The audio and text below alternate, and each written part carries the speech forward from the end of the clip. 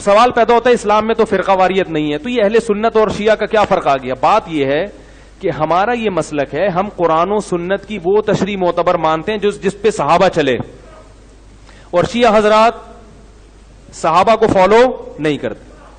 یہ بڑا اختلاف ہے ہمارا اور ان کا. اور صحابہ میں بھی ہم سب سے پہلے کس کو ترجیح دیتے ہیں؟ خلفائے راشدین کو. صحیح بخاری کی حدیث ہے, علیکم بسنتی و سنت الخلفاء الراشدین المہدیین, میری اور خلفائے راشدین کی سنت کو لازم پکڑو. ہم حضرت علی سے بھی محبت ایمان کا جز سمجھتے ہیں, ابو بکر, عمر, عثمان رضی اللہ عنہ سے بھی محبت کو ایمان کا حصہ سمجھتے ہیں, جبکہ شیعہ حضرات میں میجورٹی, سب کی بات نہیں کر رہا, میجورٹی صرف حضرت علی کو مانتی ہے, باقی صحابہ کو نہیں مانتی. حضرت ابو بکر, عمر, میجورٹی, سب کی بات نہیں کر رہا. بہت سے شیعہ مانتے بھی ہیں, یاد رکھو, سب کو ایک لاٹھی سے ہانکا مت کرو.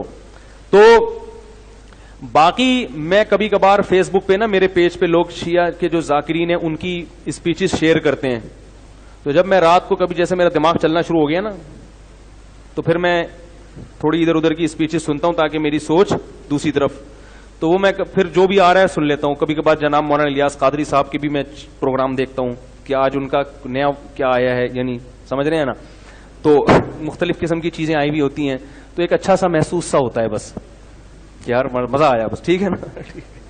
تو اسی طرح وہ شیعہ لوگوں کی بھی, تو وہ عجیب عجیب پتہ نہیں کیا ان کی تقریریں ہوتی ہیں, عجیب سے اسٹائل ہوتے ہیں.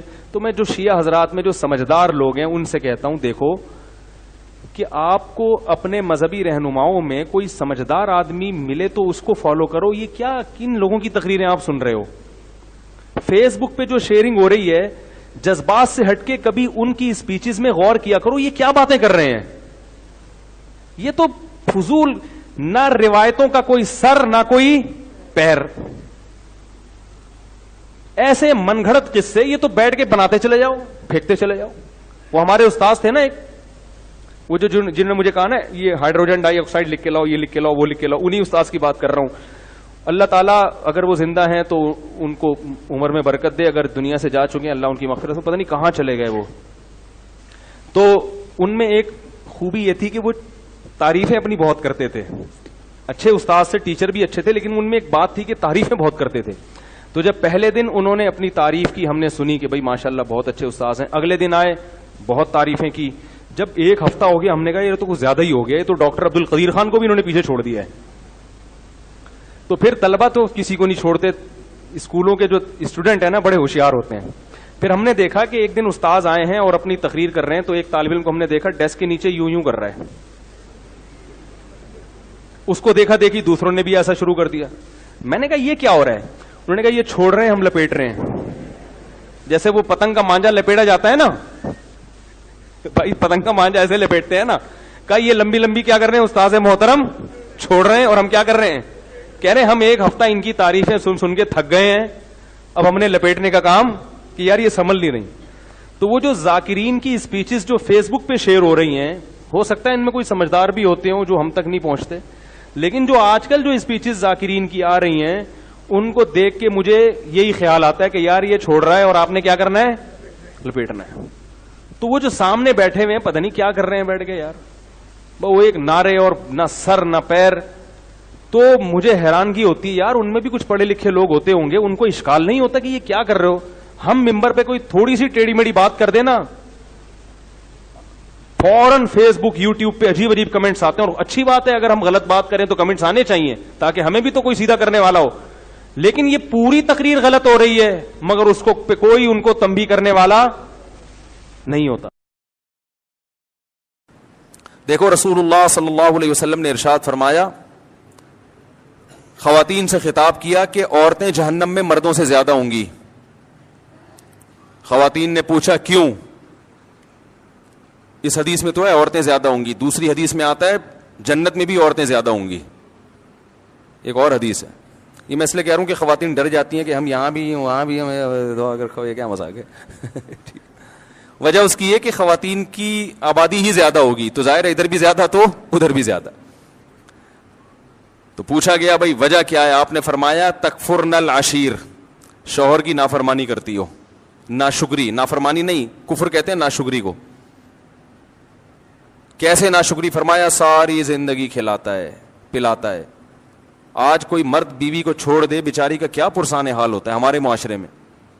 گھر اس کو لے کے دیتا ہے, گیس بجلی کا بل, چھت مہیا کی, اس کو تحفظ دیا, اس کی اولاد کا ہمیشہ کے لیے محافظ بنا, اتنے بڑے بڑے انعامات احسانات.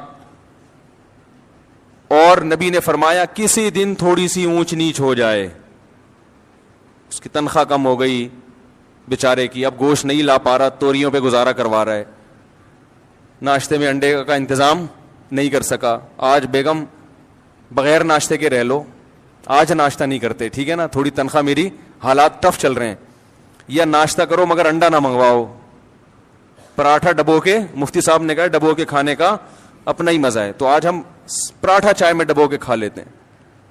تو نبی صلی اللہ علیہ وسلم نے فرمایا کبھی کچھ ہو جائے نا تو کیا عورت تانا کیسا دیتی ہے, ما رأیت منک خیرا قط, میں نے کبھی بھی آپ سے خیر, سب عورتیں نہیں لیکن بہت سی عورتیں یہ کام کرتی ہیں کہ میں نے آپ سے کبھی خیر نہیں دیکھی, میں اس گھر میں آئی ہوں مجھے ملا کیا ہے.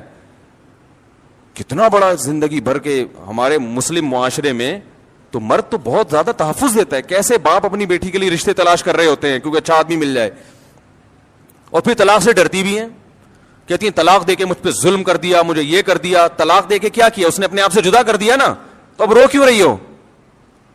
اس کا مطلب وہ نہ دیتا تو تم پر احسان تھا اس کا کہ اس نے تمہیں ٹھکانہ دیا ہوا ہے. اور دینا غلط سمجھا جاتا ہے معاشرے میں, اس لیے کہ وہ جو تمام تحفظات اس نے دیے ہوئے تھے وہ تم سے چھین لیے ہیں. تو نقصان عورت کا ہوتا ہے کہ نہیں ہوتا؟ تو کتنی بڑی فضیلت ہے. لیکن نبی نے فرمایا کہ تکفرن العشیر, جو عشیر ہے نا ہمیشہ ساتھ رہتا ہے, تو اس کی ناشکری کرتی ہو. تو بھائی اس سے صاف پتہ چلتا ہے کہ جب کسی کی خدمات زیادہ ہوں, باپ اور ماں کا بھی یہی حکم ہے, ابا کو برداشت کرنے کا حکم ہے کہ نہیں ہے؟ آپ کے والد صاحب اگر آپ JUI میں اور ابا PTI کی تعریفیں شروع کر دیں عمران خان کی, ابا کو بولو گے ابا آپ میرے دل سے اتر گئے, بولو گے؟ بولو نا بھائی. آپ JUI کے ہو, آپ دھرنے میں شرکت کے لیے جا رہے ہو اور ابا نے کہا عمران خان زندہ باد, آپ بولو گے یار ابا ایسی باتیں نہیں کرو یار, بس یہی بولو گے نا, ابا یہ نہیں کرو یار, میں دھرنے میں جا رہا ہوں, آپ کہہ رہے عمران خان زندہ باد. آپ ابا کو لکھ کے دو گے ابا آپ میرے دل سے اتر گئے, ابا بولے گا دفع ہو یہاں سے, میں تیرے دل سے اتر گیا, تو میرا باپ ہے جو مجھے تانے دے رہا ہے دل سے اتر گیا, تیری اوقات کیا؟ باپ یہی کہے گا نا, میں نے جنا ہے تجھے, ساری زندگی میں نے کھلایا پلایا.